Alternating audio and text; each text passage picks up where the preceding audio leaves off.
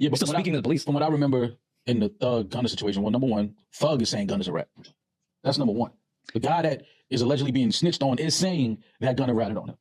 Pee Wee in this situation is saying that Thug did not rat on him. So let's just start. So is that the rule? Is who decides? No, but no. The thing is, you don't know. Again, we don't know if Pee Wee was in custody when Thug did that interrogation. I understand all that. If that interrogation caused them to go and get Pee Wee.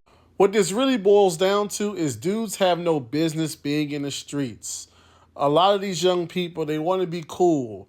They want to fit in. They want an identity. They want to feel like they the man. And so they think that this is the route to go, but that's not what they need to be doing. That's the majority of them.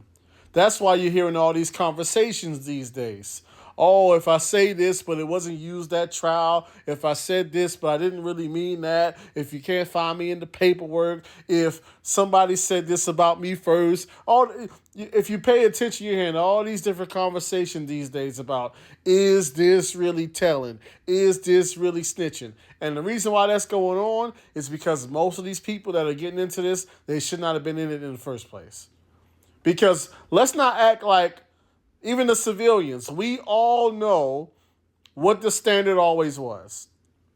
If you really live in that type of life, the rule was always you don't say anything about anything to anybody, no matter what. The thing is, though, most of these young people claiming gang, claiming this, claiming that, they can't live up to the standard. They're joining a game and they can't live up to the rules of the game because they shouldn't have been playing the game in the first place. And that's not a bad thing. That's a good thing. That means you're supposed to be doing something else, going to school, getting a trade, being a husband. A lot of y'all think this stuff is cool and it's not. And you're realizing it's not when you get in front of that judge, they throwing them years at you. Now you want a loophole and a technicality out of the consequence. You shouldn't have been doing it in the first place.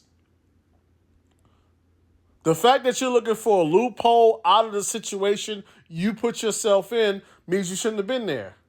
That's like if I propose to a woman to get married. And after she says yes, we start having a conversation. I go, okay, so what is cheating exactly? Is it cheating if I do this? Is it cheating if this happened? Is it cheating if that happened? What if I'm drunk? What if I'm on a trip and you're not there with me? What if you get sick and you can't do nothing for a couple months?